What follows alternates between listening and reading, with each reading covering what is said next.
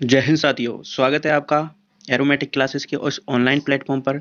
मैं आपका स्वागत करता हूं और हम इस आईपीएल सीरीज में टॉप 20 साइंस के क्वेश्चन करते हैं, जिसका पहला पार्ट आ गया है आपके पास। अगर आपने अभी तक नहीं देखा है तो उसको प्लीज़ देख लीजिए। उसमें टॉप 20 साइंस के क्वेश्चन जो कि पाचन पाचन तंत्र से बनते हैं उन्हें डिस्कस किया गया है, और इसमें भी हम टॉप 20 पाचन तंत्र के ही बनने वाले क्वेश्चनों को डिस्कस करने वाले हैं। इस प्रकार हमारा 40 क्वेश्चन पाचन तंत्र से हो जाएगा, और अगर आगे भी क्वेश्चन बचे हुए होंगे तो उनको मैं आगे की वीडियो में लेकर आऊँगा। तो आप वीडियो में बने रहिएगा शुरू से एंड तक। बहुत ही इंपॉर्टेंट क्वेश्चन हैं जो कि कई बार एग्जामों में देखे गए हैं और आगे भी देखे जाएंगे। तो पहला क्वेश्चन है हमारा, पचे हुए भोजन में विषैले पदार्थों को कौन खत्म करता है? ऑप्शन नंबर ए यकृत, ऑप्शन नंबर बी आमाशय, ऑप्शन नंबर सी छोटी आंत, और ऑप्शन नंबर डी अग्नाशय। तो इस क्वेश्चन का आंसर हो जाएगा हमारा ऑप्शन नंबर ये यकृत, यानी कि लीवर होता है जो कि पचे हुए भोजन में जो विषैले पदार्थ होते हैं उनको खत्म करने का कार्य करता है। फ्रेंड्स, जब हम हमारे अंदर जहर से किसी की मृत्यु हो जाती है तो तब भी अगर किसी का पता लगाना है कि जहर से मृत्यु हुई है या नहीं हुई, तो उसमें लीवर चेक किया जाता है। आप देख सकते हैं ये है हमारा लीवर जो कि आमाशय के ऊपर स्थित होता है। ये वाला हमारा लीवर हमारे शरीर की सबसे बड़ी ग्रंथि है। इसमें बहुत से एंजाइम एवं हार्मोन्स निकलते हैं जो कि हमारे भोजन को पचाने के लिए काफ़ी हेल्पफुल होते हैं। इसके नीचे ही यह गॉल ब्लैडर स्थित होता है। इसमें बाइल जूस एकत्रित होता है, और बाइल जूस उत्पादन कहाँ पर होता है? तो यह लीवर में ही उत्पादन होता है। यह बाइल डक्ट के थ्रू छोटी आंत में जाकर खुलता है। आप देख सकते हो ये वाली ये जो लाइन आ रही है और यहाँ पर यहाँ आके छोटी आंत के ड्यूडेनम वाले पार्ट में जुड़ रही है, तो यह बाइल डक्ट का बाइल डक्ट है जो कि बाइल जूस को लेकर आती है। ओके, तो लीवर के बारे में सफिशिएंट जानकारी दे दी है मैंने आपको। क्वेश्चन नंबर 2 पर चलते हैं। क्वेश्चन नंबर 2 है हमारा, सोमैटोस्टेटिन कौन सी कोशिकाओं से निकलता है? यानी कि जो सोमैटोस्टेटिन हार्मोन होता है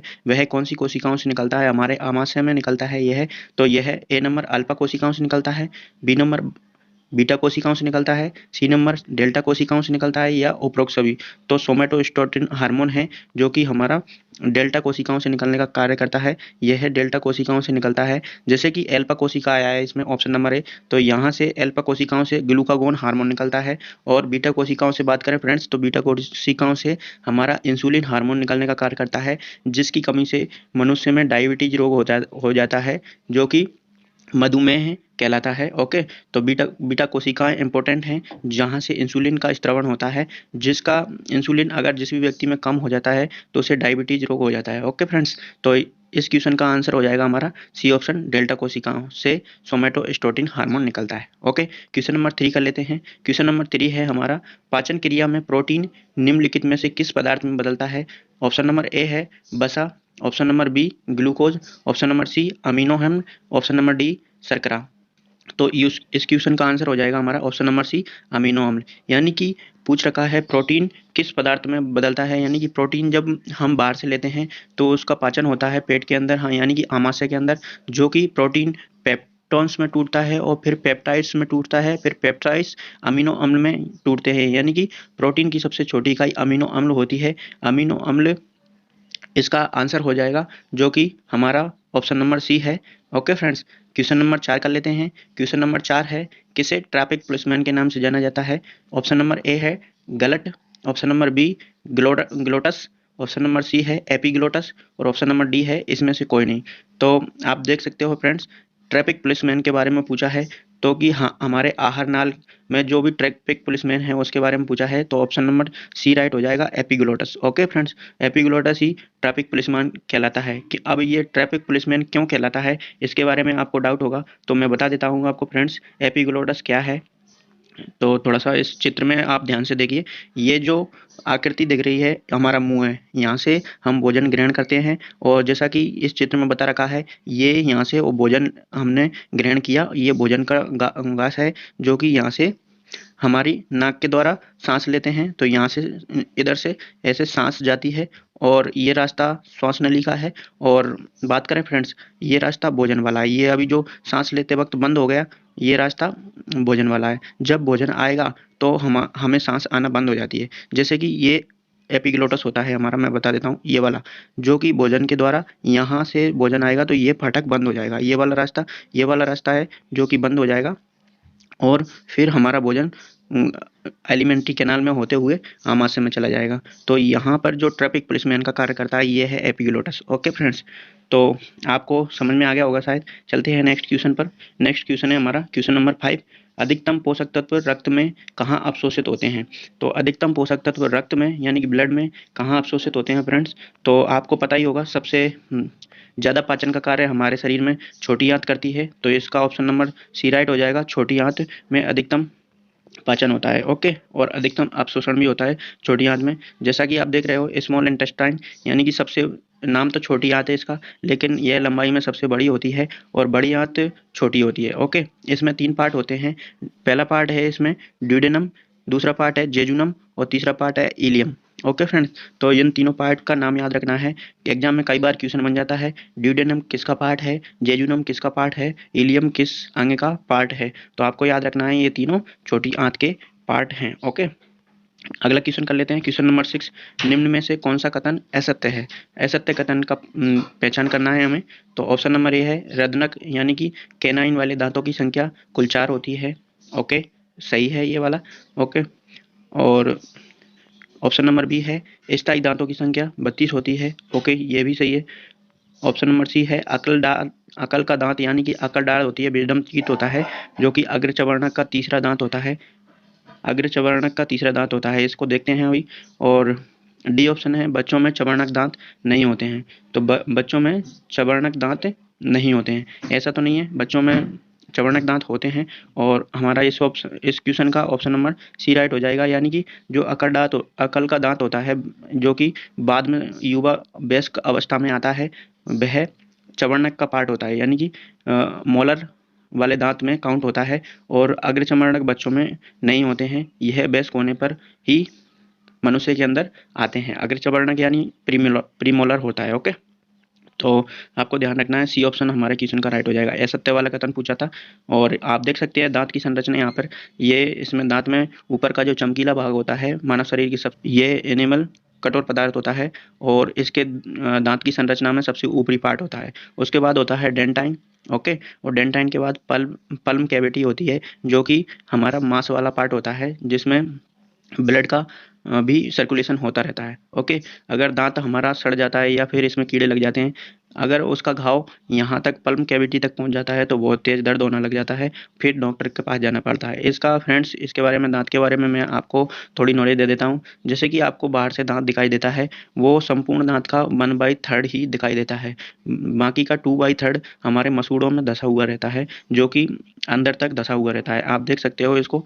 ओके, तो यह कैल्शियम और फास्फोरस के बने रहते हैं। ओके, क्वेश्चन नंबर 7 कर लेते हैं। क्वेश्चन नंबर 7 है बड़ी आंत का मुख्य कार्य क्या है? तो बड़ी आंत का मुख्य कार्य हमारा ए ऑप्शन हो जाएगा प्रोटीन का पाचन करना, बी है वसा का पाचन करना, सी है कार्बोहाइड्रेट का पाचन करना और डी है पानी का अवशोषण करना।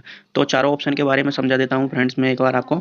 ए है प्रोटीन का पाचन। तो प्रोटीन का पाचन हमारा आमाशय में स्टार्ट होता है। ओके, और छोटी आंत में जाके संपूर्ण पाचन होता है। ओके, बी है वसा का पाचन। तो वसा का पाचन भी प्रोटीन के साथ साथ ही होता है, आमाशय में प्रारंभ होता है और छोटी आंत में संपूर्ण पाचन होता है। कार्बोहाइड्रेट के पाचन की बात करें तो हमारा मुंह में स्टार्ट होता है, हमारे मुंह से ही टाइलिन एंजाइम और एमाइलेज एंजाइम, माल्टोज एंजाइम, इनके द्वारा मंड यानी शर्करा को ग्लूकोज में परिवर्तित कर दिया जाता है और बाकी का बचा हुआ कार्बोहाइड्रेट छोटी आंत में जाकर ही पाचन होता है। आमाशय में इसका कोई पाचन नहीं होता है कार्बोहाइड्रेट का। ओके, तो हमारा ऑप्शन नंबर डी राइट हो जाएगा। पानी का पाचन यानी कि पानी का अवशोषण बड़ी आंत में जाकर होता है। जितना भी मटेरियल बचा हुआ होता है छोटी आंत में बच जाता है अवशोषण से, उनका अवशोषण बड़ी आंत में जाकर होता है। ओके फ्रेंड्स, क्वेश्चन नंबर 8 कर लेते हैं।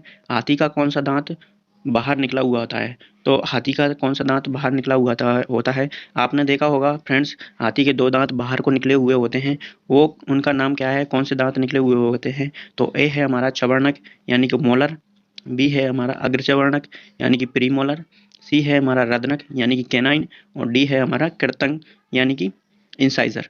तो ये है आगे के दांत होते हैं। और फ्रेंड्स आपको पता होगा आगे के दांतों को कृतंक कहते हैं यानी कि इंसाइजर कहते हैं। तो हमारा डी ऑप्शन राइट हो जाएगा। ओके फ्रेंड्स, तो कृतंक इसका राइट हो जाएगा, डी ऑप्शन। नेक्स्ट क्वेश्चन देख लेते हैं। क्वेश्चन नंबर 9 है मुंह में मुख्यतः किसका पाचन होता है? तो जैसा कि मैंने आपको बताया कार्बोहाइड्रेट का पाचन हमारे मुंह में ही शुरू हो जाता है। वसा का पाचन नहीं होता है, प्रोटीन का पाचन नहीं होता है, कार्बोहाइड्रेट का पाचन होता है। सी ऑप्शन राइट हो जाएगा, मुंह से हमारे कार्बोहाइड्रेट का पाचन होता है। ओके फ्रेंड्स, तो अगर आपने इस पार्ट को अच्छी तरह जितने भी क्वेश्चन वीडियो के माध्यम से इसमें टॉप 20 में करा रहा हूँ IPL सीरीज में, जो कि आपके लिए बहुत ज़्यादा हेल्पफुल होने वाले हैं। यहाँ से कोई भी क्वेश्चन पाचन तंत्र यानी कि ह्यूमन डाइजेस्टिव सिस्टम से आपका छूटने वाला नहीं है फ्रेंड्स। तो आपको बने रहना है वीडियो में और प्रत्येक वीडियो को ज़्यादा से ज़्यादा शेयर करना है और वीडियो का आनंद भी लेना है। वीडियो को अच्छी तरह 2-2 3-3 बार देखकर पूरे क्वेश्चन घोंट कर पी जाने हैं अच्छी तरह दवाई के जैसे, जिससे इसको कोरोना की दवाई समझ के पी जाना है। ओके, तो क्वेश्चन नंबर 10 है हमारा बर्मी फॉर्म अपेंडिक्स यानी कि अपेंडिक्स के बारे में, जो कि हमारा एक अपसेसी अंग है, बड़ी आंत के किस भाग से जुड़ा हुआ होता है? तो बड़ी आंत के भाग से जुड़ा हुआ होता है यह, लेकिन बड़ी आंत में भी किस भाग से जुड़ा हुआ होता है इसके बारे में पूछा है। ऑप्शन नंबर ए है सीकम, ऑप्शन नंबर बी है कॉलम, सी रेक्टम और डी इलियम। तो यह फ्रेंड्स सीकम वाले पार्ट से जुड़ा हुआ था। ऑप्शन नंबर ए राइट हो जाएगा हमारा, सीकम, कॉलम, रेक्टम और इलियम यह बड़ी आंत के भाग होते हैं और सीकम वाले पार्ट से ही यह बर्मी फॉर्म अपेंडिक्स से यानी कि जुड़ा हुआ होता है। यह अपसेसी अंग होता है। अगर यह किसी का दिक्कत करता है, अपेंडिक्स दर्द भी करता है, तो इसको हम हमारे बॉडी पार्ट से हटा भी सकते हैं, कोई फर्क नहीं पड़ने वाला। इसमें ऑपरेशन के द्वारा बर्मी फॉर्म अपेंडिक्स को अलग भी कर दिया जाता है, कई बार खराब हो जाता है। तो क्वेश्चन नंबर 11 है फ्रेंड्स, ब्रूनस ग्रंथियां कहाँ पाई जाती हैं? तो ब्रूनस ग्रंथियां यह मुख गुहा में पाई जाती हैं, वोकल कैविटी में नहीं, जांघ में पाई जाती हैं नहीं, आमाशय में पाई जाती हैं दोस्तों, आमाशय में नहीं पाई जाती हैं। तो डी ऑप्शन राइट हो जाएगा, छोटी आंत में ब्रूनस ग्रंथियां पाई जाती हैं। ओके, जो कि खाने के पाचन के लिए महत्वपूर्ण होती हैं। ओके, आपको ध्यान रखना है। क्वेश्चन नंबर 12 है अग्नाशयी रस के संदर्भ में कौन सा असत्य है? तो जो कि अग्नाशय ग्रंथि से अग्नाशयी रस का स्त्रवण होता है, उसमें कौन कौन से एंजाइम होते हैं इनके बारे में देख लेते हैं हम। ए ऑप्शन हो जाएगा, इसे पूर्ण पाचक रस कहते हैं, तो सही है। यह अम्लीय होता है, यह गलत हो गया। यह तो हमारा क्वेश्चन का राइट आंसर बी हो जाएगा। लेकिन अग्नाशयी रस के बारे में देख लेते हैं हम। इसे पूर्ण पाचक रस कहते हैं। यह क्षारीय होता है। क्षारीय क्यों होता है फ्रेंड्स? क्षारीय इसलिए होता है क्योंकि हमारे आमाशय में जो कि HCl वगैरह निकलता है, तो अम्लीयता तो पहले से ही आ जाती है आमाशय में। अग्नाशयी रस होता है जो कि निकल कर उसको न्यूट्रल करने का कार्य करता है। ओके, और डी ऑप्शन पढ़ लेते हैं, इसे ट्रिप्सिन नामक एंजाइम निकलता है। तो जी हाँ, इसे ट्रिप्सिन नामक एंजाइम निकलता है। तो अग्नाशय रस में 3 तरह के एंजाइम निकलते हैं, जो कि ट्रिक से देख लेते हैं हम। ट्रिक जैसी कि लिखी हुई है यहाँ पर TALL टाल, यानी कि ट्रिप्सिन, ए से हो जाएगा एमाइलेज और एल से हो जाएगा लाइपेज। तीनों तरह के एंजाइम निकलते हैं, ट्रिप्सिन, एमाइलेज और लाइपेज। ओके, आपको ध्यान रखने हैं, अग्नाशय रस में 3 तरह के एंजाइम होते हैं ये।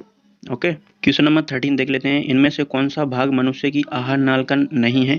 तो आहार नाल का हिस्सा नहीं है। जैसा कि मैंने आपको बता रखा है, आहार नाल में 5 ही हिस्से काउंट होते हैं। शुरू से लेकर एंड तक बता देता हूं मैं एक बार। अपने मुख में मुख कैविटी यानी कि मुख गुहिका होती है, वोकल कैविटी, जो कि 1 नंबर का आहार नाल का हिस्सा हो गया। दूसरा है हमारा ईसोफेगस यानी कि फूड पाइप होता है, जो कि आहार नाल का हिस्सा होता है।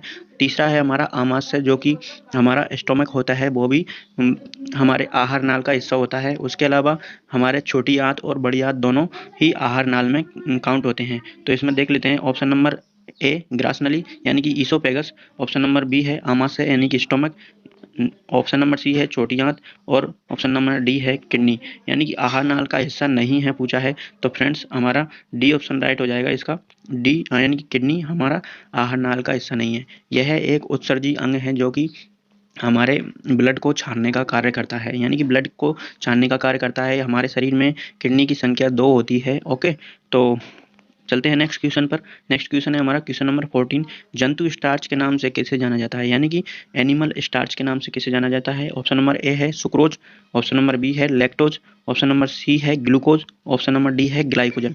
तो ऑप्शन नंबर डी हमारा राइट हो जाएगा फ्रेंड्स। ग्लाइकोजन को हम जंतु स्टार्च के नाम से जानते हैं, जो कि ग्लूकोज को ग्लाइकोजन के रूप में संचित करके भोजन को रखते हैं जंतु, इसलिए जंतु स्टार्च के नाम से इसको ग्लाइकोजन को जाना जाता है। ओके, क्वेश्चन नंबर 15 कर लेते हैं। क्वेश्चन नंबर 15 है हमारा, इंसुलिन की कमी से डैश नामक रोग होता है। जैसा कि मैंने आपको वीडियो में पहले ही बता दिया है कि इंसुलिन हमारे आमाशय की बीटा कोशिकाओं से निकलता है और इंसुलिन की कमी से हमें मधुमेह डायबिटीज नामक रोग होता है। तो हमारा इस क्वेश्चन का आंसर हो जाएगा मधुमेह यानी कि diabetes, B option number B हमारा इस क्वेश्चन का राइट आंसर हो जाएगा। ओके, क्वेश्चन नंबर 16 की बात कर लेते हैं। क्वेश्चन नंबर 16 है हमारा, प्रत्येक दांत के भीतर एक मुख गुही होती है जिसे कहा जाता है, यानी कि प्रत्येक दांत के भीतर एक गुहा होती है। ओके, प्रत्येक दांत के भीतर क्या होती है, एक गुहा होती है, उसको क्या कहते हैं? है हमारा डेंटाइन। ऑप्शन नंबर बी है pulp cavity, option number C है इनेमल, और ऑप्शन नंबर डी है इनमें से कुछ नहीं। तो हमारे जो दांत का हिस्सा होता है इसके बारे में पूछा हुआ है, इसको क्या कहते हैं, यानी कि पल्म कैविटी कहते हैं। गुहा को क्या कहते हैं? पल्म कैविटी कहते हैं। डेंटाइन उससे ऊपर वाले पार्ट को, और नेमल सबसे ऊपर वाले पार्ट को। अगला क्वेश्चन कर लेते हैं फ्रेंड। क्वेश्चन नंबर 17 है हमारा, दांत के संवेदी स्तर को सुरक्षा प्रदान करता है और दांत को चमकीला बनाकर रखता है। तो दांत के बारे में पूछा है। मैंने दांत की तीनों परतों के बारे में बता रखा है आपको। ऊपर वाला हिस्सा जो कि चमकीला होता है एनिमल कहलाता है, तो हमारे क्वेश्चन का राइट आंसर एनिमल हो जाएगा। उसके नीचे डेंटाइन होता है और नीचे पल्ब कैविटी होती है। ओके फ्रेंड्स, तो नेक्स्ट क्वेश्चन कर लेते हैं। क्वेश्चन नंबर 18 है हमारा, निम्न में से कौन सा एक आमाशय का भाग छोटी आंत के सबसे नजदीक है? तो आमाशय का भाग, यानी कि आमाशय 3 पार्ट में डिवाइडेशन होता है आमाशय का, जो कि छोटी आंत के सबसे नजदीक होता है, उसके बारे में पूछा है। तो फंडस के बारे में बात करें फ्रेंड्स, तो यह आमाशय के बीच वाला पार्ट होता है, ये देख रहे हो आप, ये फंडस होता है। ओके, और पाइलोरस की बात करें तो पाइलोरस ये छोटी आंत का सबसे नजदीकी भाग होता है। ऑप्शन नंबर बी राइट हो जाएगा। कार्डियक की बात कर लेते हैं फ्रेंड, तो यह फूड पाइप के द्वारा भोजन को आमाशय में लाता है, तो यह सबसे ऊपर वाला पार्ट होता है।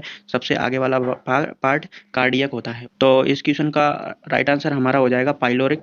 ओके फ्रेंड्स, चलते हैं नेक्स्ट क्वेश्चन आगे। क्वेश्चन नंबर 19 है हमारा, लैंगरहैंस की दीपिका कहाँ पाई जाती हैं?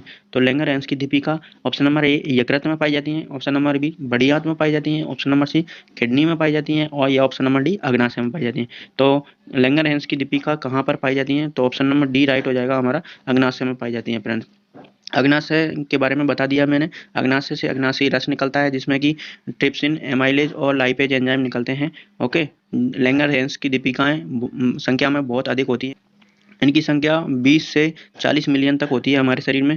तो अग्नाशय से 3 तरह के एंजाइम निकलते हैं जिनके बारे में मैंने बता दिया है आपको। ओके, तो हमारे इस क्वेश्चन का आंसर हो जाएगा option number D.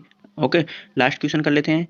Question number 20 है जो कि लास्ट ओवर है। अब इसमें आपको जीतना है या हारना है, आपको चॉइस करना है। तो ओके, तो लास्ट क्वेश्चन को अच्छी तरह परफॉर्म करना फ्रेंड्स। क्वेश्चन क्या है हमारा, बसा का पाचन मुख्य रूप से कहाँ शुरू होता है? तो बसा का पाचन मुख्य रूप से ऑप्शन नंबर ए बड़ी आंत में होता है, ऑप्शन नंबर बी छोटी आंत में होता है, ऑप्शन नंबर सी मुख गुहा यानी कि वोकल कैविटी में होता है, ऑप्शन नंबर डी आमाशय में होता है। तो बसा का पाचन कहाँ पर होता है पूर्ण रूप से? तो फ्रेंड्स ऑप्शन नंबर बी छोटी आंत में होगा। ओके, छोटी आंत, ऑप्शन नंबर बी राइट हो जाएगा। तो इस प्रकार हमारे टॉप 20 क्वेश्चन समाप्त होते हैं। अगर वीडियो आपको अच्छी लगी हो, क्वेश्चन आपको अच्छे लगे हों और एग्जाम पॉइंट ऑफ व्यू से क्वेश्चन बहुत ही अच्छे लगे हों आपको, तो वीडियो को लाइक ज़रूर कर दीजिएगा फ्रेंड। मेरी मेहनत को यही अंजाम देगा, आपका लाइक और शेयर। ओके, तो वीडियो को लाइक शेयर करिए अपने चाहने वालों, अपने दोस्तों के पास, और चैनल को सब्सक्राइब कर दीजिए ताकि हम और भी मेहनत कर सकें और हमारी टीम ज़्यादा से ज़्यादा आपको सपोर्ट कर सके।